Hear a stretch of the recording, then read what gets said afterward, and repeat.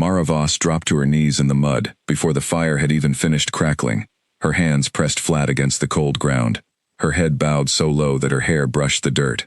Around her stood a circle of wolves in human form, their eyes glowing faintly in the dark, watching her the way hunters watch something wounded.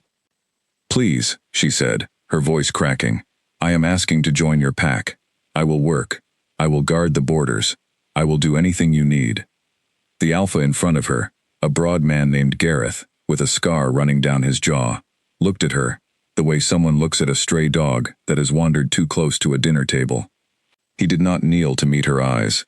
He did not offer his hand. "You have no pack mark," he said, "no bloodline. No one vouches for you. Why would I bring a wolf like you into my territory?"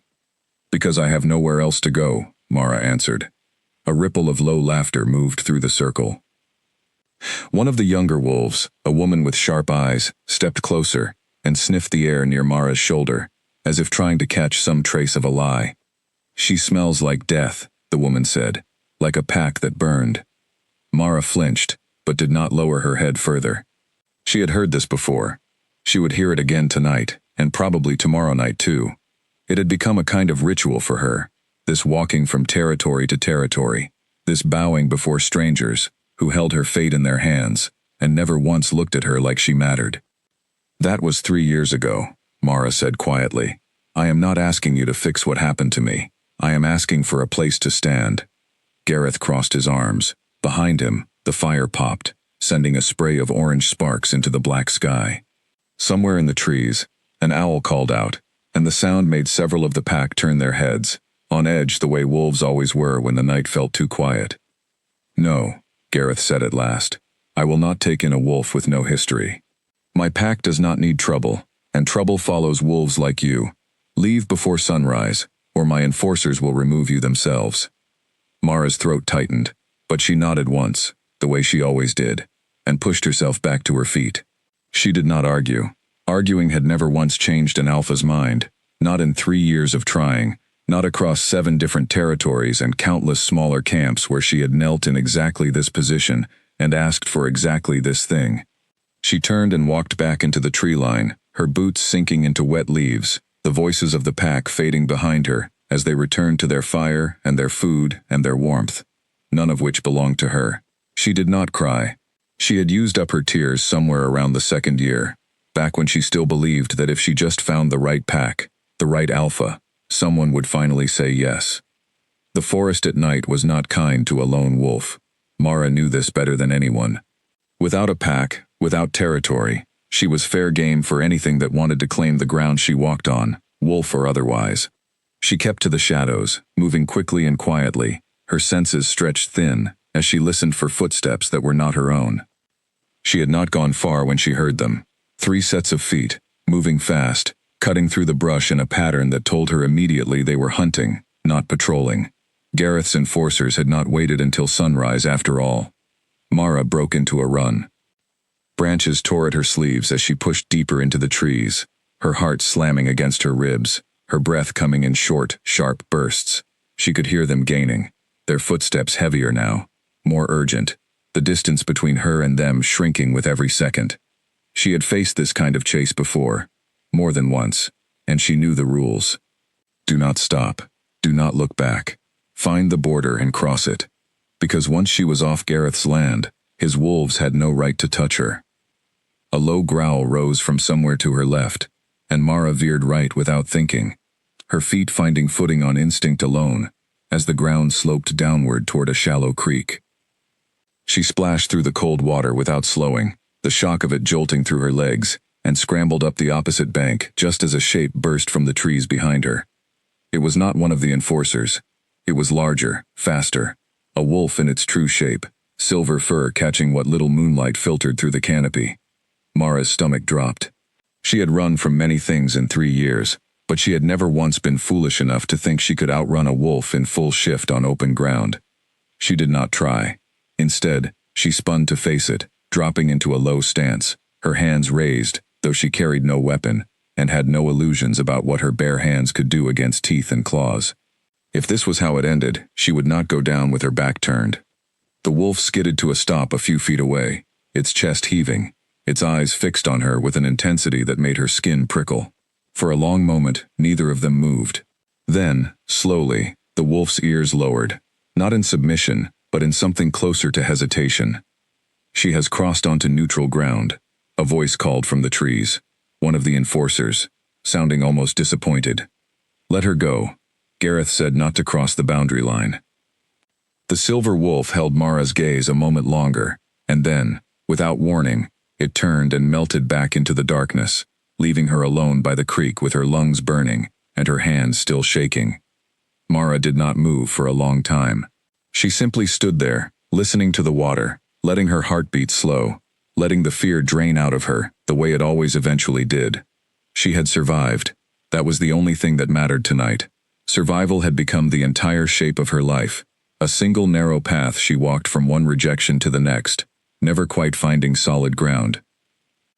When she finally continued walking, the sky had begun to lighten at the edges, the first hint of dawn creeping over the hills. She had nowhere in particular to go, only a direction, east, toward territories she had not yet tried, packs whose names she had only heard in passing from other wandering wolves she occasionally crossed paths with on the road.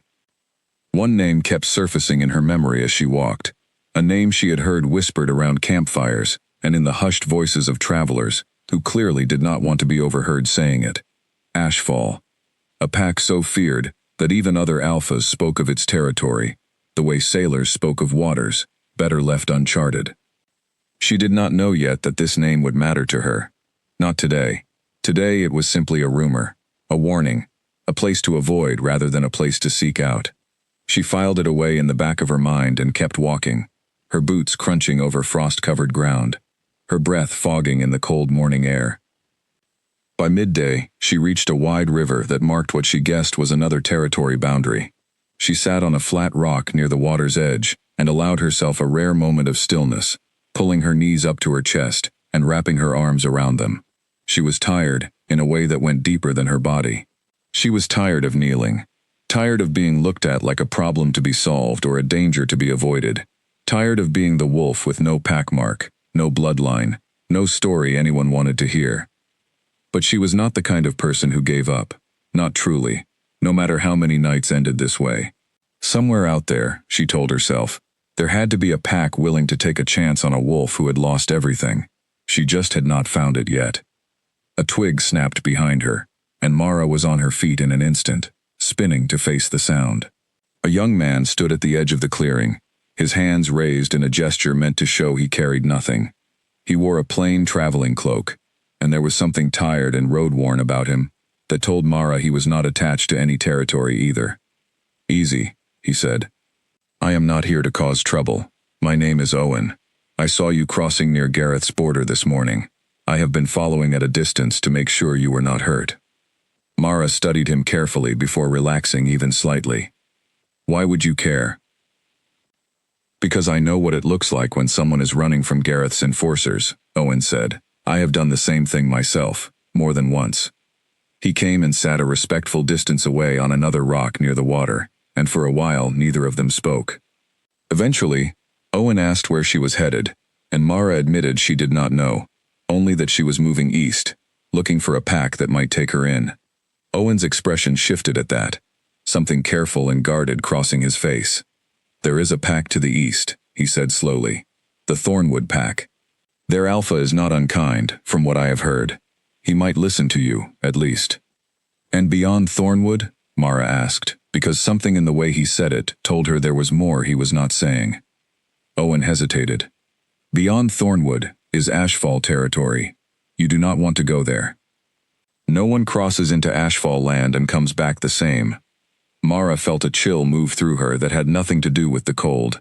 She thought of the name again, the one she had heard whispered before, and wondered, not for the first time, what kind of alpha could inspire that much fear in wolves who had never even met him. She thanked Owen for the warning and for his company, and when he offered to walk with her partway toward Thornwood territory, she accepted, grateful for even a small stretch of the road that did not have to be walked alone. As they set off together, the sun climbing higher over the trees, Mara allowed herself the smallest flicker of hope. Perhaps this pack, Thornwood, would be the one. Perhaps her long search was finally nearing its end. She had no way of knowing that her path was about to lead her somewhere far more dangerous and far more important than she could possibly imagine. Owen left her at the edge of a wide valley, just as the afternoon sun began to slant golden through the trees, pointing toward a ridge in the distance, where a line of smoke curled up from what he said was the heart of Thornwood territory. He did not cross the border with her. Most wandering wolves never crossed borders they were not invited across, not if they wanted to keep their necks intact. "Good luck," he said, already turning to go. "And Mara, whatever you do not mention Ashfall to anyone in that camp unless they bring it up first. Some wounds run deeper than you would guess." Mara did not have time to ask what he meant before he disappeared into the tree line, leaving her alone again with the long walk ahead of her. She adjusted the strap of her small travel bag over her shoulder and started down into the valley, her legs aching from the miles already behind her, her stomach empty in a way she had grown used to ignoring. Thornwood territory announced itself differently than Gareth's land had. The trees here were older, taller, their trunks marked with faint claw scratches that told Mara this was a pack that patrolled seriously and often. She kept her pace steady and her hands visible, learning long ago that the fastest way to get killed by a border patrol was to look like you were trying to hide something. She was found within the hour, not by aggressive enforcers but by a pair of younger wolves in human form, who approached with more curiosity than hostility. One of them, a woman with warm brown eyes and hair pulled back in a practical braid, introduced herself as Bridget and asked what business Mara had on Thornwood land. "I am looking for a pack," Mara said honestly.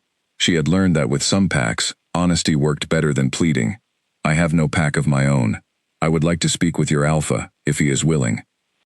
Bridget exchanged a glance with the man beside her, whose name Mara caught as Felix, and something unspoken passed between them. "Alpha Edmund does not usually meet with wolves off the road," Bridget said, "but he has a soft spot for lost causes. Come on, I will take you to him, but do not expect miracles." They led her through the camp, which was larger and more organized than Gareth's had been. Rows of cabins built along a wide clearing, smoke rising from cooking fires, children chasing each other between the buildings, with a freedom that told Mara this pack felt safe in its own territory. She felt a small ache watching them, a reminder of a childhood she barely remembered anymore, one that had ended abruptly and violently before she was old enough to understand what she had lost. Alpha Edmund was found near the center of camp, a tall man with graying hair at his temples and the kind of steady, measuring gaze that told Mara immediately he did not make decisions quickly or carelessly. He listened without interrupting as she explained her situation, the same story she had told a dozen times before, though something in his expression suggested he was actually hearing her, not simply waiting for her to finish. "You have been turned away many times," he said when she finished, not a question. "Yes. And you believe my pack will be different?" Mara hesitated. "I hoped it might be." Edmund studied her for a long moment, his jaw tight, and when he finally spoke, his voice carried something that sounded almost like regret. "I believe you are telling the truth about your circumstances. I do not think you are dangerous, and I do not think you are lying about your pack. But Thornwood cannot take you in, Mara Voss." The words landed with the same weight they always did, no matter how many times she heard them, and Mara had to fight to keep her expression steady. "May I ask why?" "Because taking in a wolf with no pack mark and no known bloodline invites questions from our neighboring territories, questions about loyalty, about where your true allegiance lies. My pack has worked for decades to keep peace with the packs around us. I will not risk that peace, even for a cause I sympathize with." Mara nodded slowly, the familiar ache settling back into her chest. She had expected this. She always expected this, and yet it never stopped hurting in exactly the same way each time. "I understand," she said quietly. "Thank you for hearing me at least." She turned to leave, but Edmund's voice stopped her before she had taken more than a few steps. "Wait," he said. "There is one place you have not tried, though I do not recommend it lightly." Mara turned back, something in his tone catching her attention immediately. "What place?"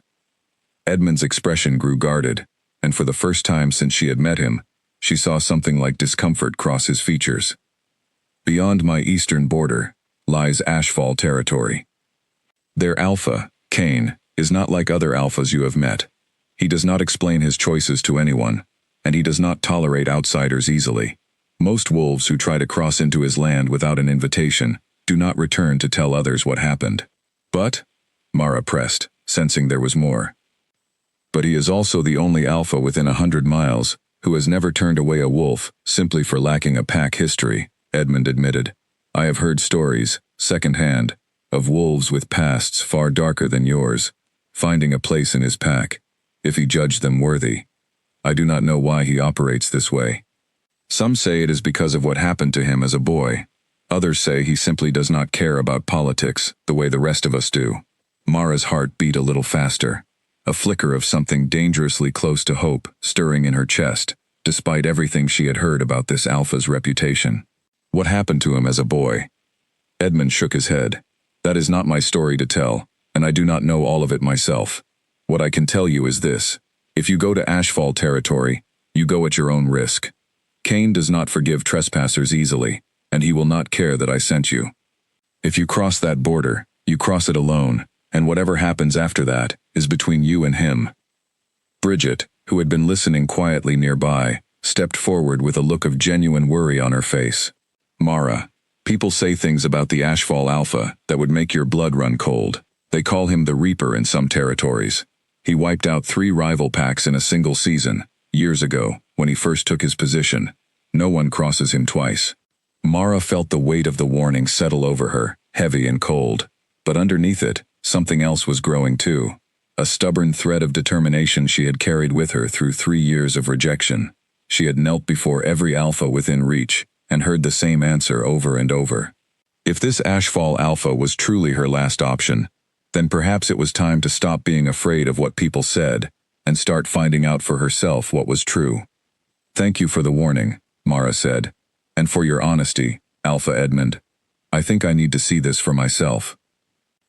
Edmund's expression tightened with something like concern, but he did not try to stop her. You are a grown wolf, and this is your choice to make. If you are truly set on this path, at least rest here tonight. My pack can offer you a meal and a safe place to sleep before you go. It is the least I can do. Mara accepted gratefully, and that evening she sat at the edge of a long table in the communal hall, eating a warm meal for the first time in days, while the sounds of Thornwood pack life moved around her, laughter and conversation, and the comfortable noise of people who belonged somewhere. She watched it all with a strange mixture of longing and resolve, knowing that tomorrow she would walk away from this warmth and toward something far less certain. Bridget found her afterward, sitting alone near the edge of camp, staring east toward the dark tree line that marked the beginning of Ashfall territory. She sat down beside her without asking permission, a small gesture of kindness that Mara had not expected and did not quite know how to respond to. You do not have to go, Bridget said gently. You could stay near our borders, not as pack, but Edmund would not chase you off entirely. Some wolves live that way, on the edges of territories, never truly belonging but never entirely alone either. Mara considered this for a long moment, watching the last light fade from the sky. I have spent 3 years living on the edges of things, Bridget. On the edges of packs, on the edges of safety, on the edges of belonging to anything at all. I do not want to live that way anymore. I would rather take one real risk than spend the rest of my life half surviving. Bridget did not argue with her, though her expression remained troubled. Then at least let me tell you what I know about the border crossing. The safest point is a few miles north of here, near a formation of gray stones the older wolves call the Sentinels. If you must go, go there, and go during daylight. Whatever happens, do not attempt to cross at night. Ashfall's patrols are far less forgiving after dark. Mara memorized every word, grateful for the practical guidance in a night otherwise full of warnings and fear. She thanked Bridget again, before retreating to the small guest cabin she had been offered, and though her body was exhausted, sleep did not come easily. She lay awake for a long time, staring at the ceiling, turning over everything she had heard about the Alpha called the Reaper, wondering what kind of man could inspire that much fear and yet, according to Edmund, still be the one Alpha willing to look past a wolf's broken history. By the time dawn broke over Thornwood territory, Mara had made her decision, and no warning, however dire, was going to change her mind. She packed her few belongings, thanked Edmund and his pack for their hospitality, and set out north, toward the gray stones Bridget had described, her heart pounding, with a mixture of fear and something that felt, for the first time in a long while, almost like hope. She did not know what waited for her beyond that border. She only knew that she had run out of other doors to knock on, and that whatever happened next, she was finally moving toward something, instead of simply fleeing from everything behind her. The gray stones rose out of the earth like broken teeth, worn smooth by centuries of wind and rain, and Mara stood among them just after sunrise, staring at the invisible line beyond which lay Ashfall territory. There was no fence, no visible marker beyond the stones themselves, and yet the air felt different somehow, heavier, charged with a quiet tension that made the hair on her arms stand on end. She had walked through the night to reach this place, ignoring Bridget's warning about waiting for full daylight, driven by a restlessness she could not quite explain. Now, standing at the threshold, she almost regretted not resting first. Her legs ached, her eyes burned with tiredness, and the last of her food had run out somewhere around midnight. A low mist clung to the ground between the stones, curling around her ankles as she took a careful step forward. Nothing happened. No alarm sounded. No wolves emerged from the trees to stop her. For a moment, she almost let herself believe that crossing into Ashfall land might be simpler than everyone had made it sound. Then she heard the howl. It rose from somewhere deep in the forest ahead of her, long and mournful, and unmistakably a signal, not a greeting. Within seconds, a second howl answered it from a different direction, and then a third, the sounds forming a triangle around a point that Mara realized, with a sinking feeling, was exactly where she stood. She had been seen. Mara forced herself to keep walking rather than run. Running would mark her as prey, and prey was exactly what she did not want to appear to be. She kept her hands visible, her posture open, and her pace slow and deliberate as she moved deeper into the trees, following what looked like a worn path that others had clearly used before her. The forest here was different from Thornwood's, wilder somehow, less tended, though Mara suspected this was intentional rather than neglect. Ashfall's wolves clearly wanted their land to look uninviting to anyone foolish enough to wander in uninvited. Thick underbrush crowded the path, and the canopy overhead blocked out enough sunlight that the air felt cooler, damper, almost like walking through twilight despite the hour. She had gone perhaps another mile when she first felt eyes on her, a prickling awareness at the back of her neck that told her she was being watched from somewhere close, though she could see no one among the trees. She kept walking anyway, refusing to let her fear show on her face, though her heart hammered hard enough that she was certain any wolf nearby could hear it. A twig snapped to her left. Mara did not turn, did not slow, though every instinct screamed at her to run. To her right, another sound, footsteps this time, careful and deliberate, matching her pace exactly. "You are trespassing," a voice said from somewhere in the trees, male, low, and utterly without warmth. Mara stopped walking and raised her hands slightly, palms open, a gesture of peace that she hoped would translate across whatever species divide separated her intentions from their suspicions. "I know," she said, keeping her voice as steady as she could manage. "I am asking to speak with your alpha. I am not here to cause trouble." Silence answered her, long enough that she began to wonder if she had imagined the voice entirely. Then, from the trees ahead, 4 figures emerged, all of them in human form, but with the kind of coiled, ready stillness that told Mara they could shift in an instant if they judged it necessary. They wore no uniforms, no obvious markers of rank, but something about the way they moved, in perfect coordination, without wasted motion, told her these were seasoned fighters, not simple border guards. The one who had spoken stepped forward first, a broad-shouldered man with close-cropped hair and eyes the color of storm clouds. "No one crosses this border without an invitation," he said. "You have made a serious mistake." "I understand the risk," Mara said. "I have been turned away by every other pack within 100 miles. I came here because I was told your alpha does not judge wolves by their bloodline alone. If that is true, I am asking for the chance to speak with him directly." The man studied her for a long moment, his expression unreadable, before glancing at the wolves flanking him. Something passed between them silently, some communication Mara could not follow, and then he nodded once, sharply. "You will come with us," he said. "Whether the alpha chooses to see you is not my decision." But you will not walk through this territory unescorted, and if you attempt to run, we will not hesitate to stop you by whatever means necessary." Mara nodded, understanding the terms even if she did not like them. "I have no intention of running. I came here on purpose." They led her deeper into the territory, the 4 wolves surrounding her in a loose formation that made escape impossible, even if she had wanted to try. The forest gradually opened into a wider valley, and Mara caught her first glimpse of Ashfall's main camp in the distance, larger than she had expected, built into the side of a hill, with stone structures that looked older and more permanent than the wooden cabins she had seen in Thornwood territory. As they drew closer, she became aware of wolves watching from windows and doorways, their expressions ranging from curiosity to open suspicion. No one approached. No one spoke to her, but she felt the weight of dozens of eyes tracking her progress through the camp, and she understood, without being told, that outsiders truly did not walk this ground very often. They stopped outside a large stone building near the center of camp, and the broad-shouldered man, who had first spoken to her, turned to face her directly. "Wait here," he instructed. "Do not move from this spot. Do not speak to anyone, unless spoken to first. I will inform the Alpha that you are here, though I make no promises about what he will decide." Mara nodded and stood as still as she could manage, her hands clasped in front of her, while the man disappeared through the heavy wooden door.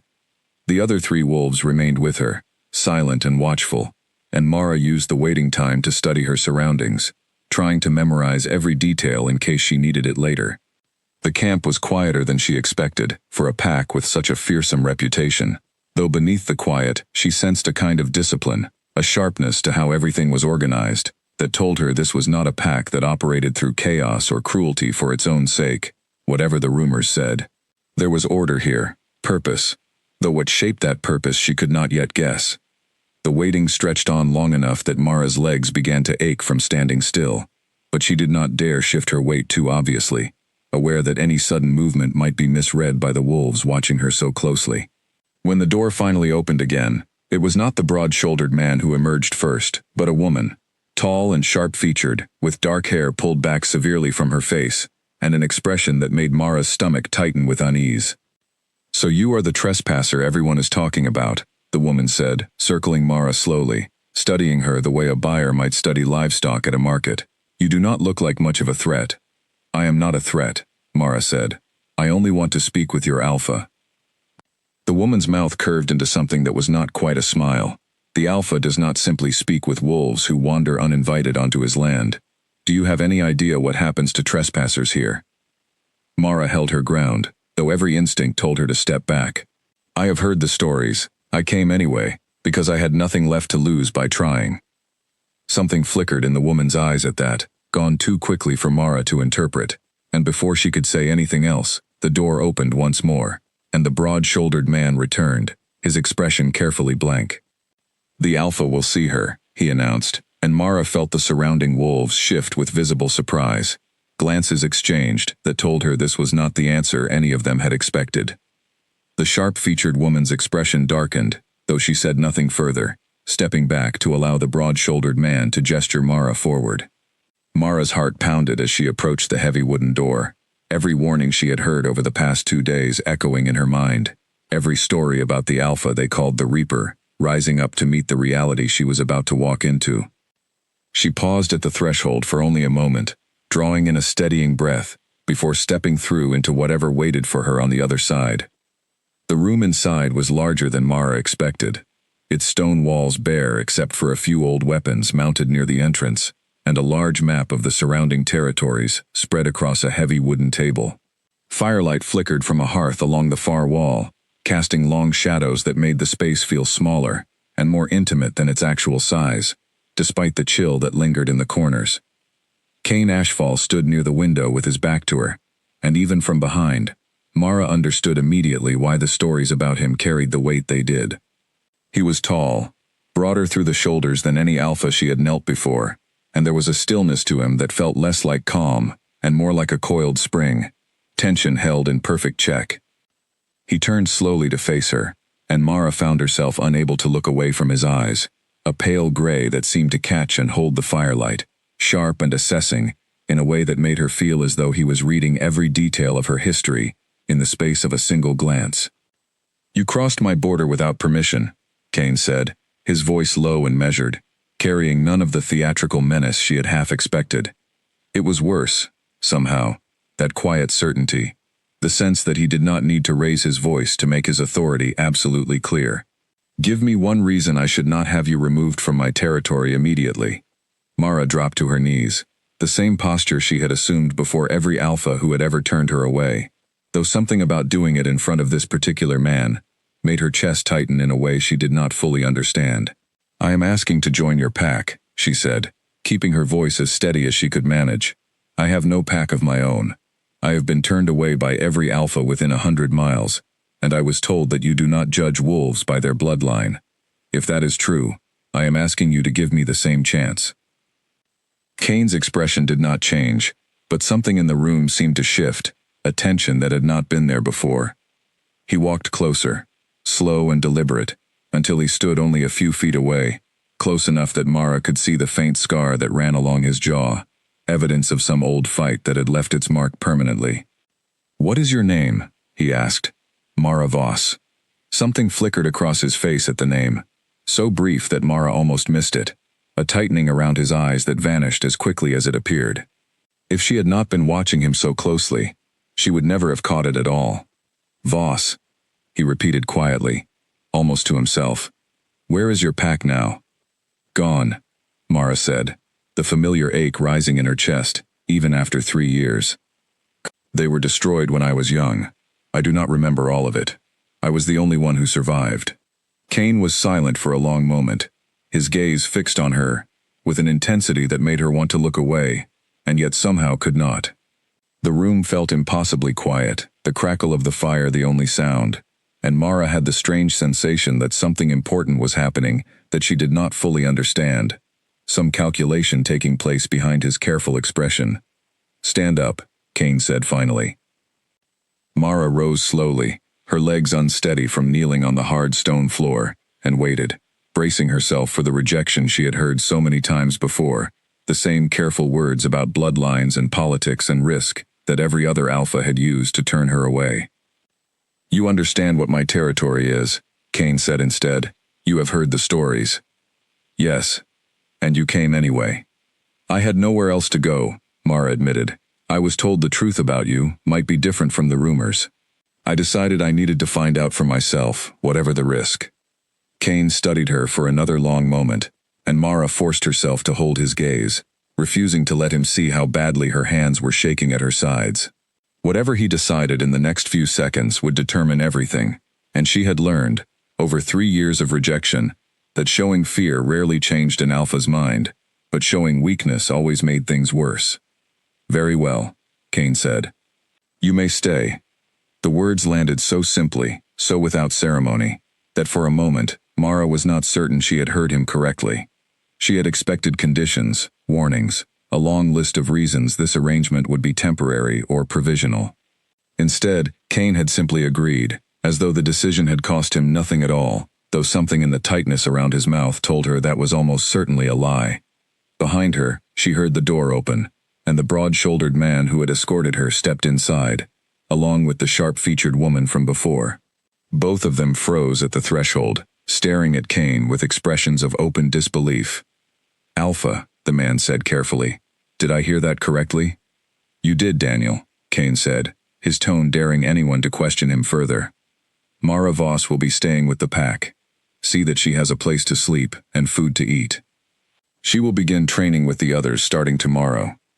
The sharp-featured woman, whose name Mara had not yet learned, stepped forward with obvious tension in her posture. "Alpha, with respect, you have never taken in an outsider before. Not once. Not in all the years I have known you. What makes this wolf different?" Kane's expression closed off entirely, the brief openness Mara had glimpsed moments earlier vanishing behind a wall of careful control.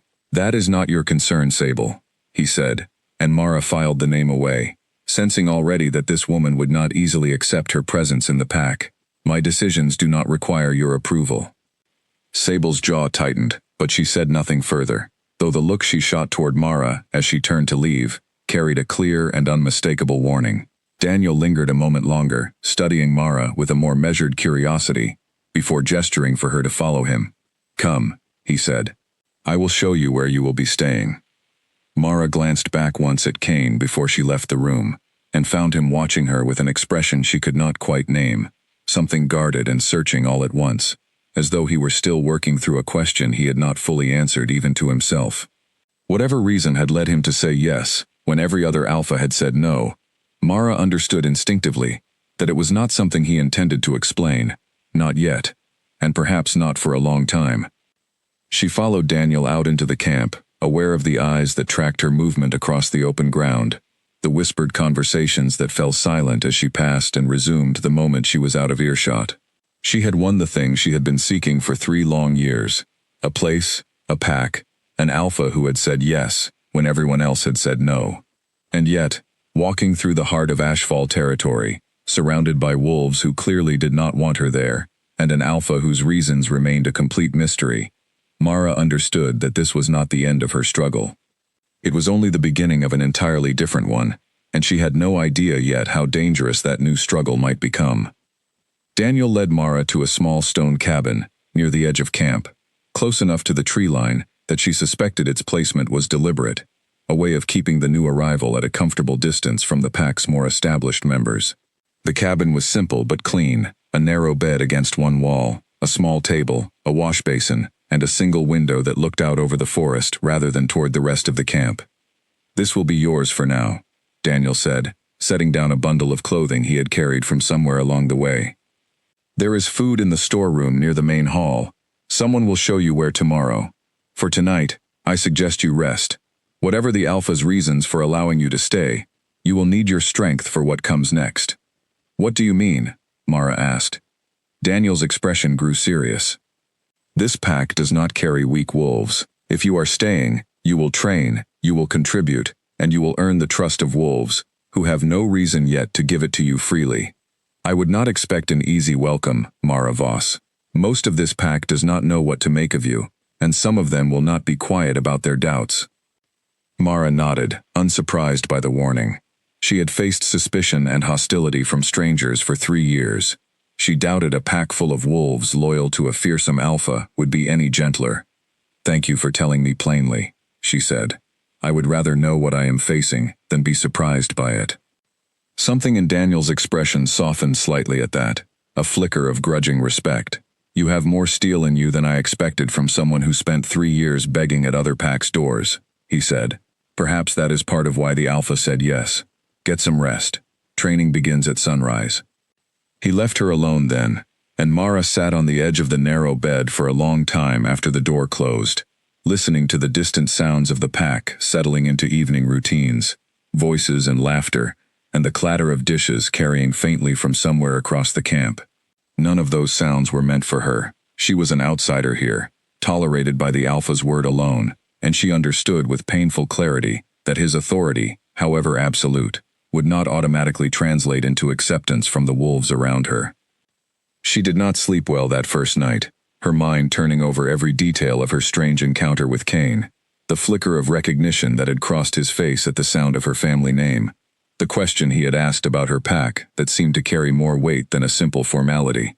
She could not shake the feeling that there was something he was not telling her, some reason behind his decision that went deeper than simple mercy or curiosity. Morning came early, marked by a sharp knock on her cabin door before the sun had fully cleared the horizon. Mara dressed quickly and opened the door to find a young man waiting outside, his expression carefully neutral, in a way that told her he had been sent rather than volunteered. "Training grounds are this way," he said, without introducing himself, and turned to walk before she had even stepped fully outside. Mara followed, matching his brisk pace, taking in more of the camp in the morning light than she had managed the previous evening. It was larger than she had first realized, with training yards, a communal hall, storage buildings, and rows of smaller cabins spreading out along the base of the hill. The training grounds were already busy when they arrived, a dozen or so wolves moving through drills under the direction of an older woman, with steel-gray hair and forearms that spoke of decades of hard physical work. She paused when she saw Mara approaching, her sharp eyes taking in every detail, with an assessing look that reminded Mara uncomfortably of Sable. "So you are the stray the Alpha decided to keep," the woman said, not unkindly, though not warmly either. "I am Eleanor. I oversee training for this pack. You will listen to my instructions exactly, and you will not expect special treatment simply because the Alpha took pity on you."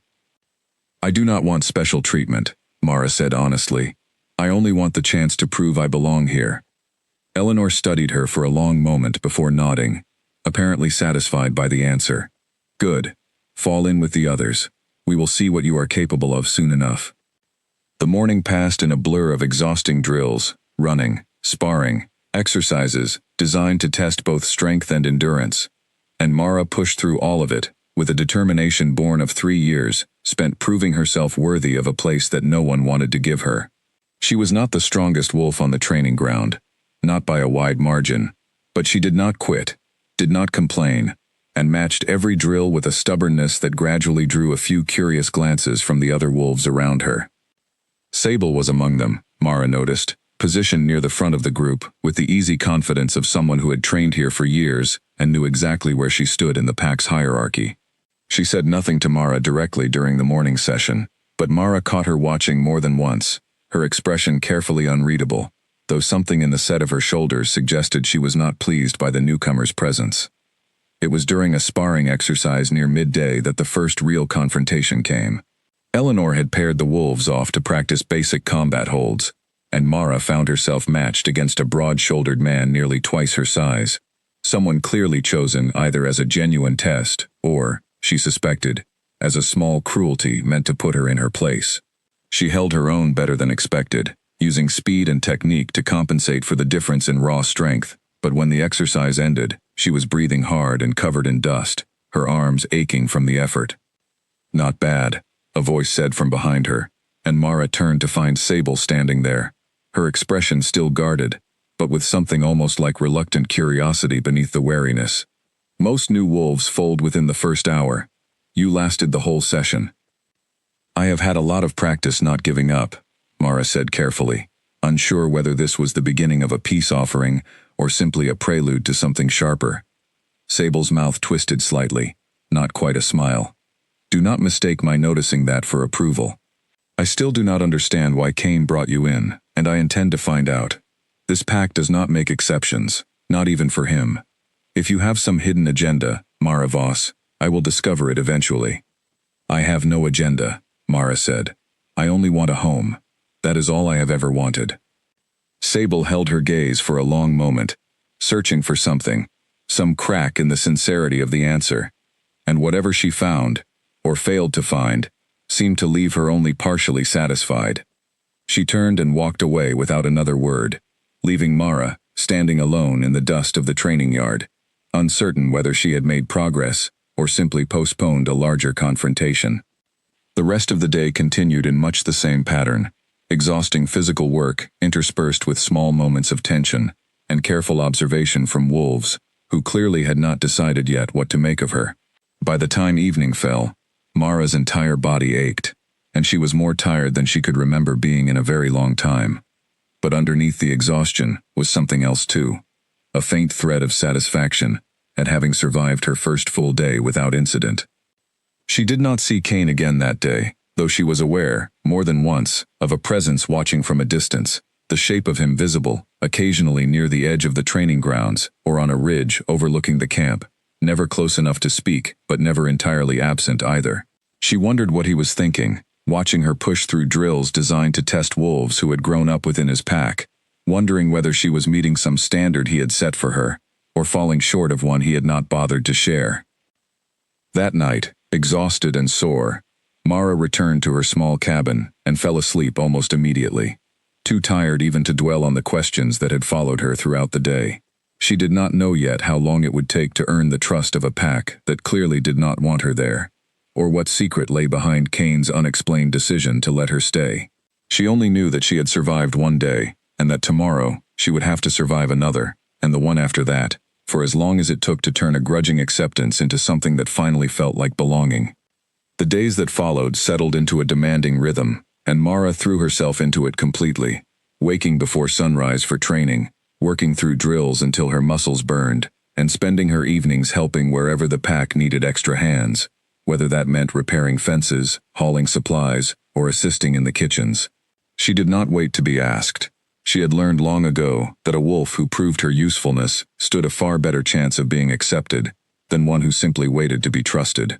Slowly, almost imperceptibly, small things began to shift around her. Eleanor started offering brief nods of approval when Mara completed a difficult drill correctly. A few of the younger wolves who trained alongside her began greeting her by name in the mornings, small gestures that meant more to Mara than they probably realized.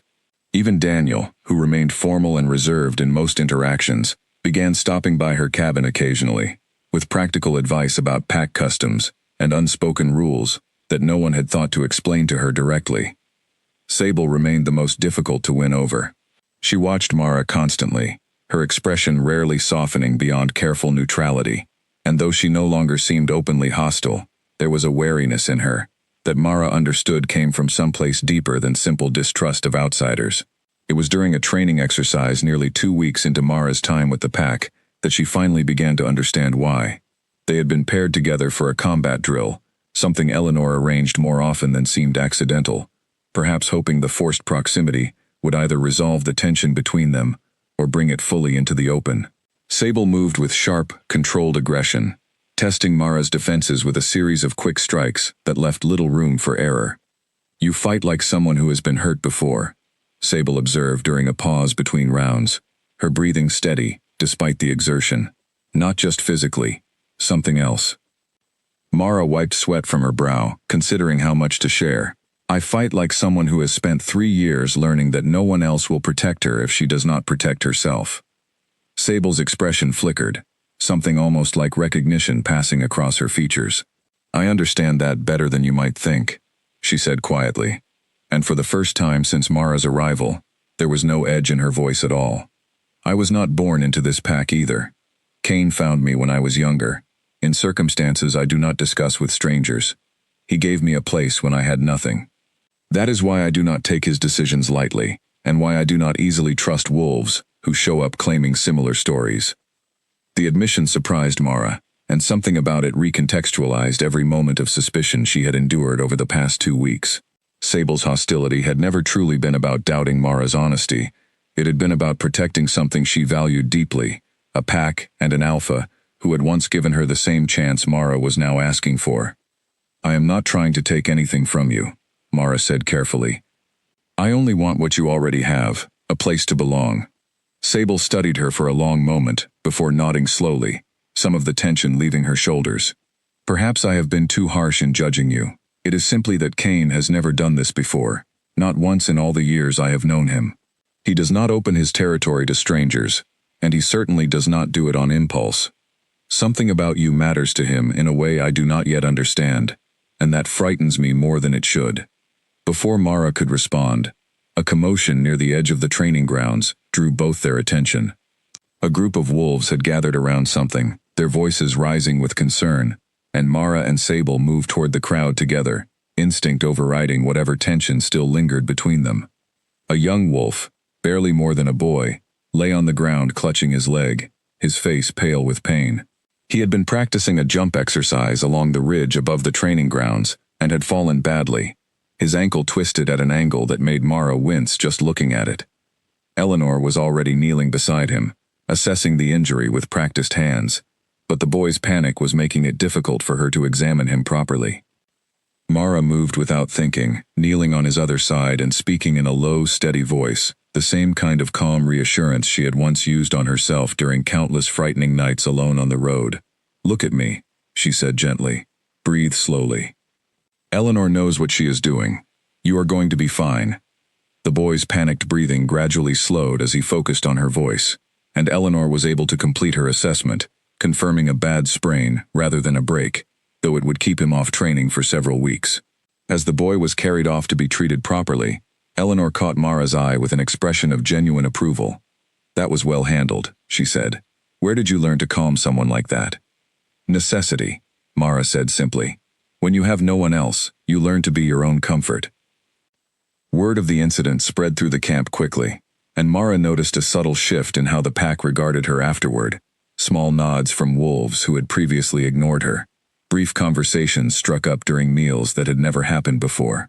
It was not full acceptance, not yet, but it was progress, real and tangible, and it gave her hope that her place here might eventually become more than provisional. That evening, as the camp settled into its usual routine of fires and quiet conversation, Mara found herself walking near the edge of the training grounds, restless despite her exhaustion, when she became aware of a familiar presence nearby. Kane stood at the top of the ridge overlooking the valley, alone, watching the sunset paint the sky in deep shades of orange and purple. She hesitated, uncertain whether to approach or leave him to his solitude, but something drew her forward anyway, an instinct she did not fully examine. He did not turn as she climbed the ridge to stand a respectful distance away, though she was certain he had heard her approach long before she reached him. "I heard about what happened with the boy today," Kane said, his gaze still fixed on the horizon. "Eleanor speaks highly of how you handled it." "He was frightened," Mara said simply. "I only did what anyone would do." "Not everyone," Kane said, finally turning to look at her, his pale eyes catching the last light of the setting sun. "Most wolves in this pack would have stepped back and let Eleanor work without interference. You stepped forward instead. That says something about you."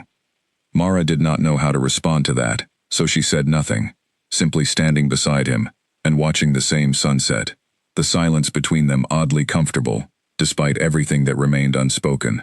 She wanted, more than she wanted to admit even to herself, to ask him directly why he had said yes to her when no one else would, what he had recognized in her name that first day, what secret sat behind the careful control he maintained in every interaction. But she did not ask, not yet, sensing that whatever answer he carried was not one he was ready to give freely, and that pushing too hard too soon might close a door that had only just begun, carefully and slowly, to open.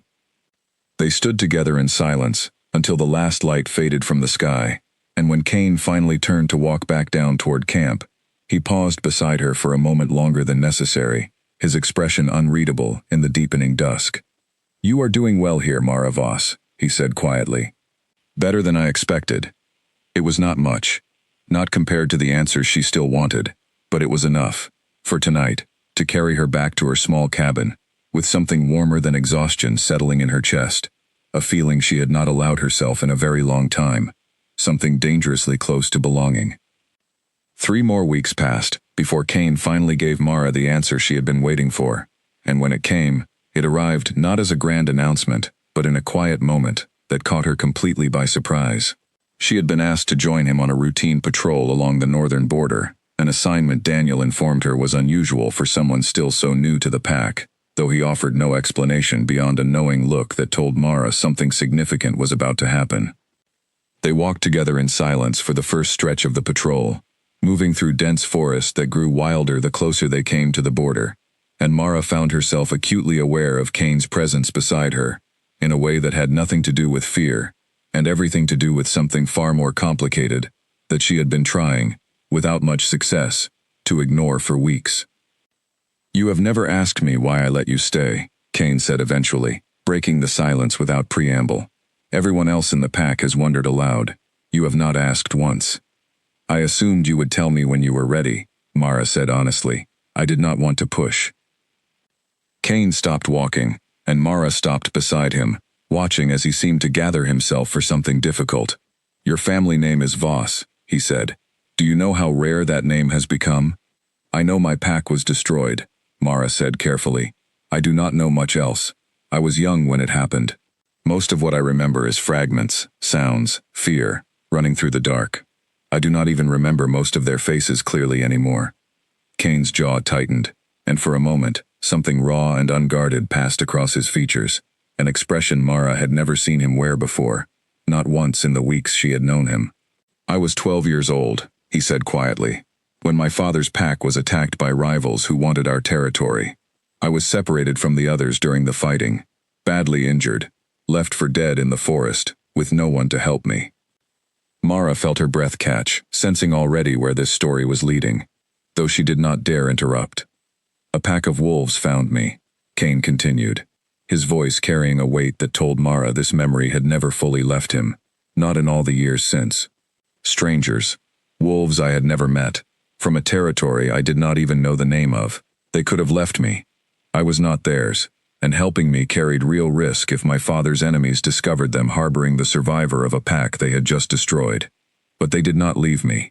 They carried me back to their camp, treated my wounds, and kept me safe until I was strong enough to travel home. That was my pack, Mara said softly, understanding dawning with painful clarity. That was your pack, Kane confirmed. I did not learn their name until years later, long after I had rebuilt my strength and taken my place as alpha here. By the time I tried to find them again, to repay what they had done for me, it was too late. I learned they had been destroyed themselves, and that there were no known survivors. But there was one, Mara said, her voice barely above a whisper. There was one, Kane agreed. I have spent years searching for any trace of a survivor from the Voss pack, hoping I might one day find a way to repay a debt I have carried since I was 12 years old. I never expected that survivor to appear at my border, kneeling in the mud, begging for the same kindness her pack once showed a stranger. Mara felt tears rising, unexpected and overwhelming. 3 years of rejection and loneliness, suddenly recontextualized by this single revelation. She had spent so long believing her family's death meant nothing beyond her own personal tragedy, and now, standing here, she understood that their final act of mercy had rippled outward in ways none of them could have imagined, saving the life of a boy who would grow up to become one of the most powerful alphas in the region. I did not say yes because I pitied you, Kane said, his voice rough, with an emotion he seemed to be fighting to control. I said yes because I owed your family a debt I thought I would never have the chance to repay. When you spoke your name, I recognized it immediately. I could not turn you away, not after everything your pack once did for me. Is that the only reason? Mara asked before she could stop herself, the question slipping out with a vulnerability she had not intended to reveal. Kane's eyes met hers, something shifting in his expression, and for a long moment neither of them spoke, the forest around them utterly silent, except for the distant call of birds settling into the evening. It was the reason I said yes that first day, he said carefully. It is not entirely the reason I have found myself watching for you every morning since, or the reason I find myself thinking about you long after you have returned to your cabin each night. Mara's heart pounded against her ribs, and she did not trust herself to speak, uncertain whether she had understood him correctly, uncertain whether hoping for more than he was offering would be a mistake she could not afford to make. I do not say these things easily, Kane continued, his voice low. I have built this pack on control, on careful decisions, on never allowing sentiment to override judgment. You have made that control considerably more difficult to maintain, Mara Voss, and I do not entirely know what to do about that. I did not come here looking for anything beyond a place to belong, Mara said honestly. I never expected this. Neither did I, Kane admitted, and something in his expression softened, in a way she had never witnessed before, the careful walls he maintained around himself, lowering, if only slightly, if only for this single moment, between them, in the fading evening light.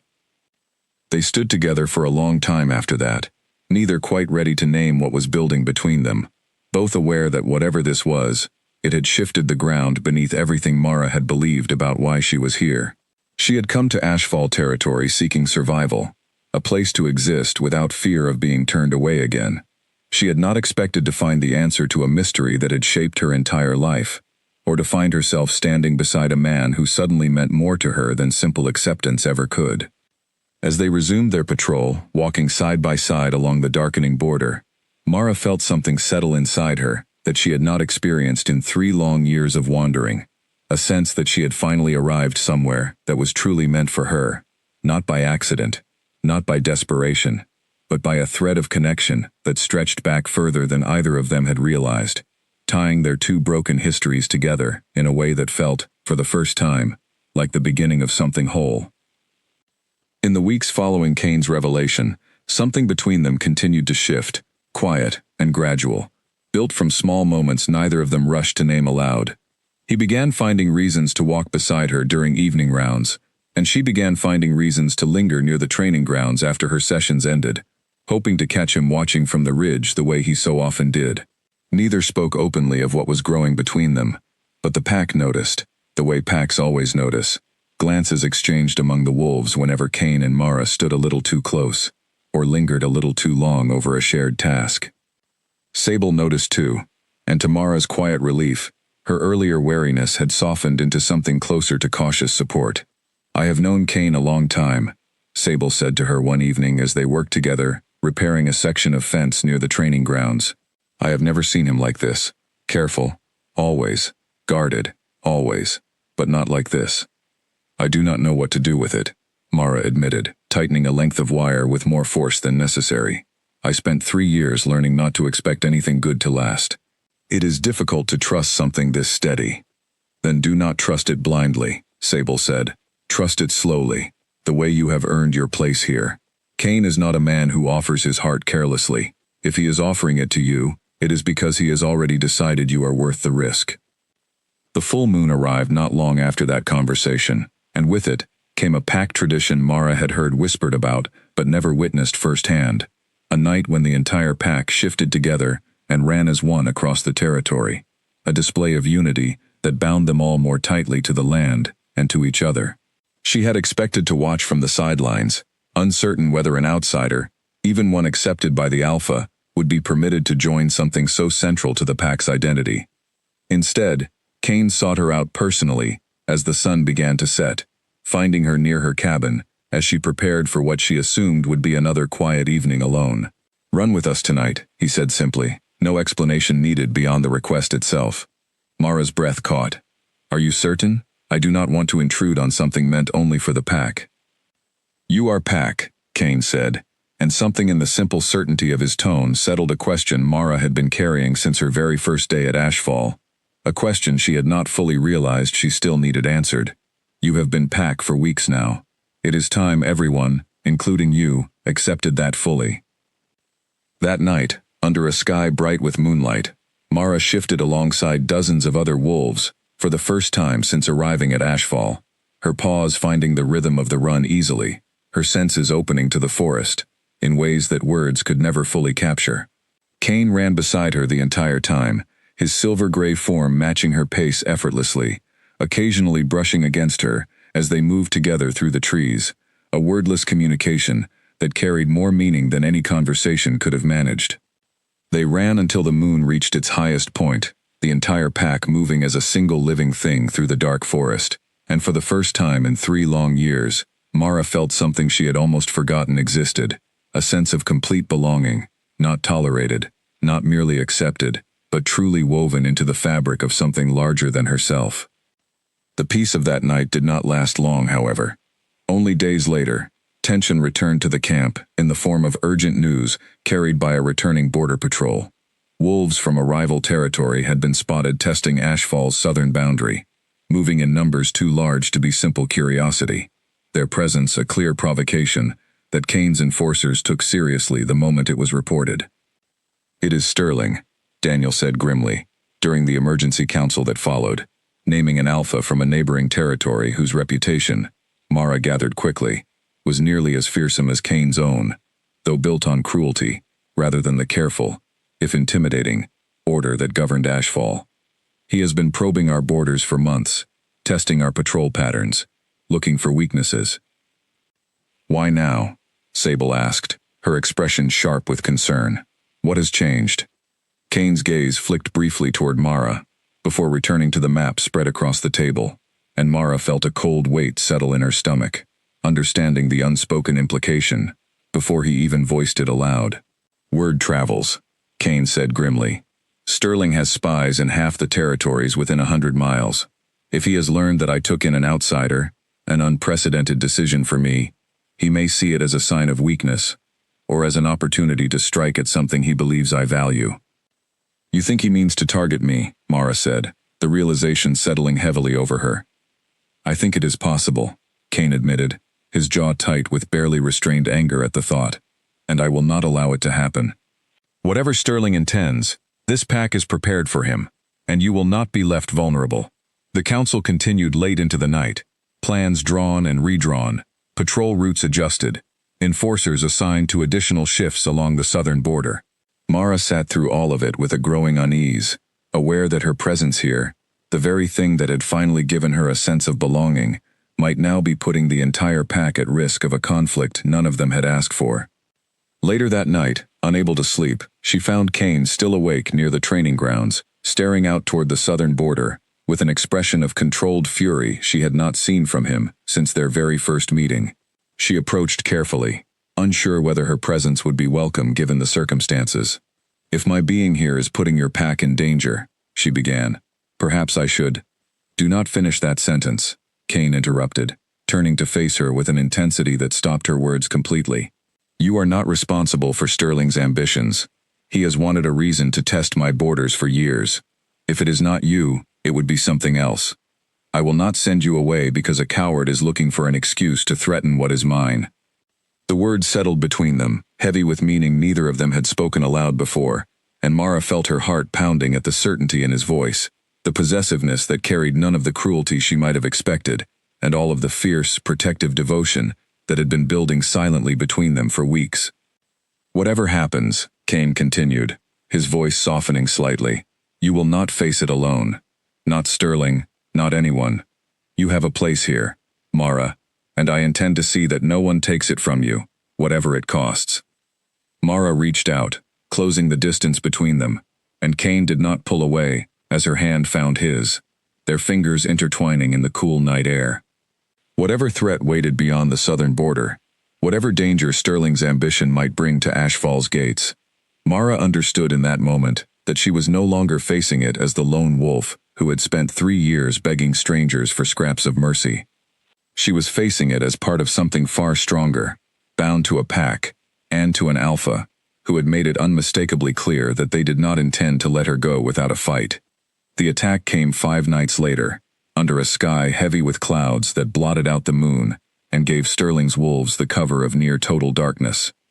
The first warning arrived in the form of a horn blast from the southern watchtower, a sound every wolf in Ashfall territory had been trained to recognize instantly, and within moments, the entire camp was in motion, enforcers grabbing weapons, non-combatants moving toward the shelters built into the hillside for exactly this kind of emergency.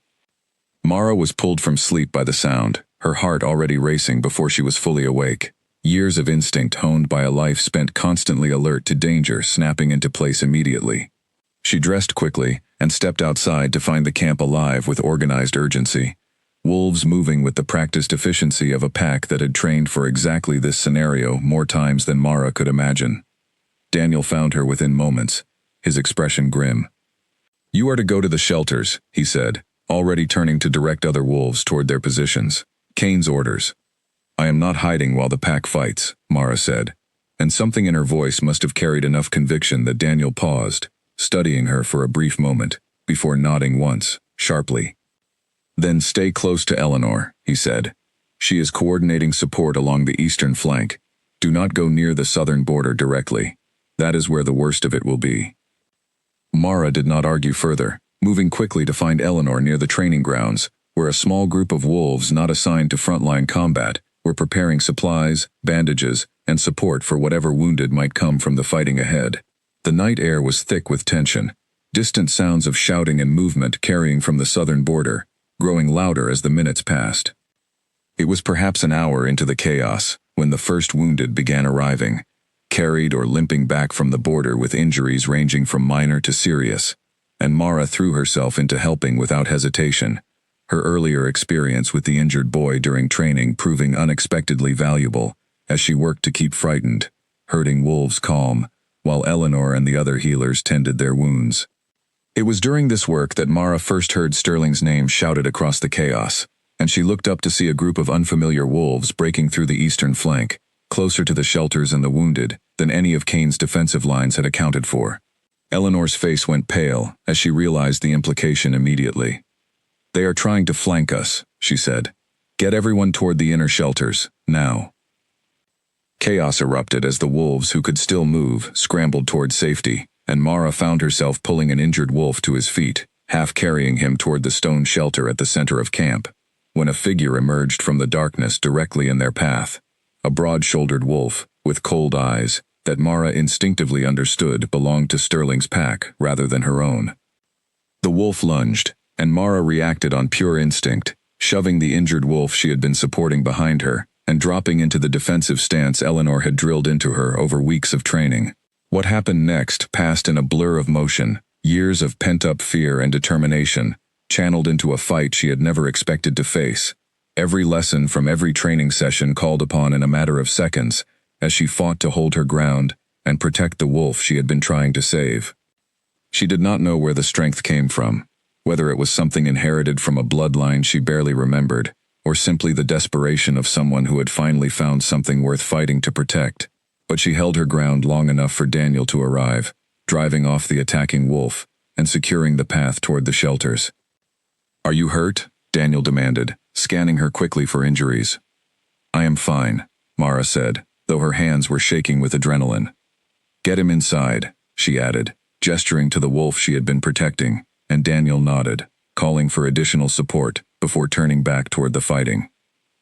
The battle continued for what felt like hours, but was likely closer to one, Kane's forces gradually pushing back Sterling's wolves through a combination of superior training and defensive positioning that made clear exactly why Ashfall's territory had remained unconquered for so many years.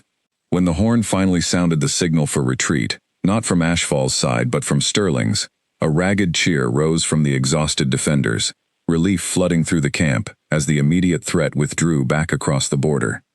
Mara searched frantically through the returning wolves for any sign of Kane, her heart pounding with a fear that had nothing to do with her own safety and everything to do with his.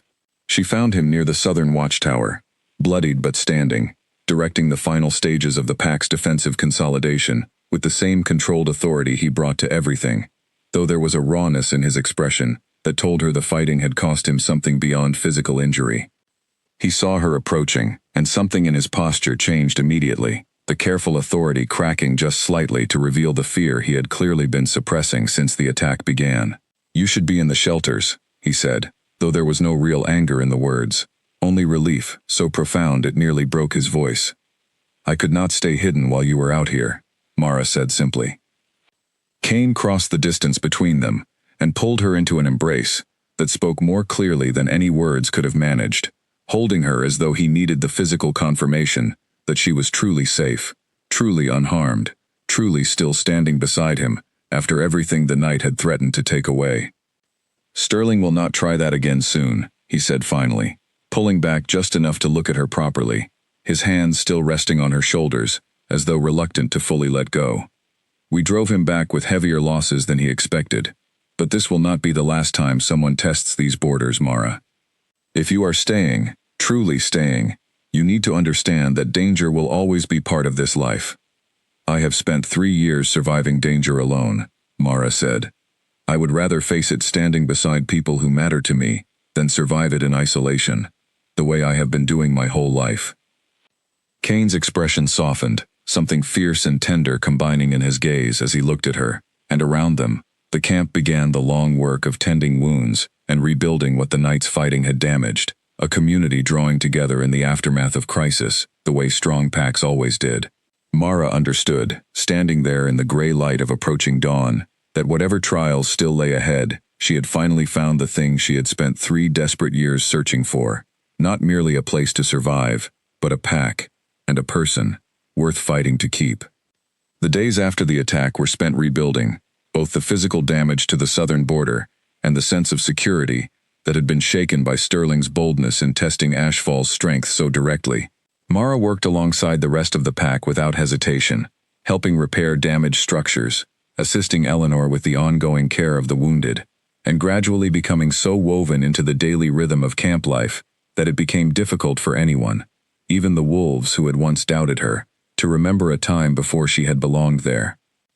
Sable found her one afternoon while they worked together clearing debris near the training grounds, her expression thoughtful, in a way that told Mara something had shifted permanently between them since the night of the attack. "You fought well," Sable said, "better than most wolves who have trained here for years. I heard how you protected Marcus and got him to safety." "I only did what needed doing," Mara said, though she felt a flush of pride at the acknowledgement. "That is exactly the point," Sable said. "You did not hesitate, did not run, did not think of yourself first. That is what this pack values above almost anything else. I think I understand now why Kane made the choice he did, even beyond whatever debt he owed your family. You would have earned your place here eventually, debt or no debt. The words settled warmly in Mara's chest, a validation she had not realized she still needed after everything that had happened. She had spent so long believing her worth depended on what she could offer a pack in exchange for shelter. And here, finally, someone was telling her that her value went deeper than transaction, deeper than debt, rooted instead in who she actually was. It was nearly 2 weeks after the attack, on an evening when the camp had largely returned to its normal rhythms, that Kane called the entire pack together in the wide clearing at the center of camp, a gathering that Mara understood immediately was not a routine council but something far more significant. Wolves filed in from every corner of the territory, curiosity evident on every face, and Mara found herself standing near the front at Daniel's quiet insistence, though she did not yet understand why. Kane stood before the assembled pack with a composure that did not quite mask the nervous energy beneath it, an unusual sight for a man Mara had come to know as almost supernaturally controlled in every situation. He waited until the gathered wolves fell completely silent before speaking, his voice carrying clearly across the clearing. Many of you have wondered, since the day she arrived, why I chose to bring an outsider into this pack, Kane began, his gaze finding Mara's across the crowd. Some of you questioned my judgment. Some of you feared it signaled weakness that our enemies would try to exploit, and recent events have proven that fear was not unfounded. A murmur moved through the crowd, and Kane raised a hand slightly, asking for patience. I owed Mara Voss's family a debt that began long before any of you knew me. A debt I carried for years without any hope of repaying it, he continued. When she arrived at our border, I recognized an opportunity to finally settle that debt. That is the reason I said yes that first day, but it is no longer the reason I want her to remain. He crossed the distance toward her as he spoke, and Mara's heart pounded as the entire pack watched, understanding gathering in the crowd even before Kane finished his words. Mara Voss has proven herself to this pack, not through inheritance or debt, but through her own courage, her own dedication, and her own willingness to fight for a place she was never guaranteed, Kane said, taking her hand as he turned to face her fully. She has earned a place here, far beyond what I originally offered. I am asking her now, before all of you, to stand beside me, not merely as a member of this pack, but as its Luna. Mara felt tears rising, 3 years of rejection and loneliness crystallizing into this single overwhelming moment of acceptance, not just from one man, but from an entire pack that had watched her fight for every inch of belonging she now held. She looked out at the faces surrounding them, at Sable's proud smile, Eleanor's approving nod, Daniel's rare, unguarded grin, and understood that whatever answer she gave now would shape the rest of her life. Yes, she said, her voice steady despite the emotion overwhelming her. Yes, I will stand beside you.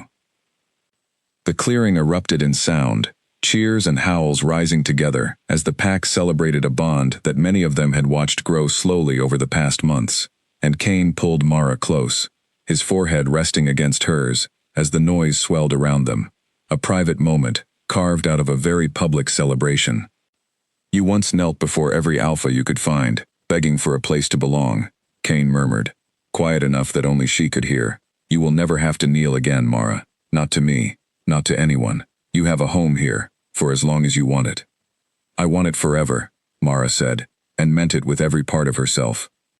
Later that night, as the celebration continued around them, and the pack she now called her own filled the camp with warmth and light, Mara stood at the edge of the training grounds where she had first proven herself, looking out over the territory that had once terrified her with its reputation and now felt, unmistakably, like home. She thought of the long road that had brought her here, every rejection, every cold night, every desperate kneel before strangers who had turned her away without a second glance. None of it had broken her.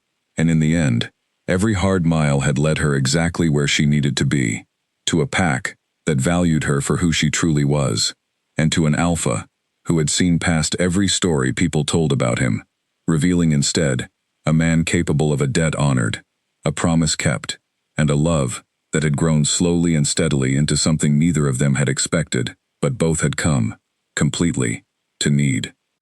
Mara Voss, once turned away by every alpha she had ever begged, stood now as Luna, of the most feared pack in the region, beside the one alpha who had looked at her broken history and seen not a liability, but a wolf worth every risk. She had found, at last, exactly what she had been searching for since the night her first pack was destroyed. She had found home.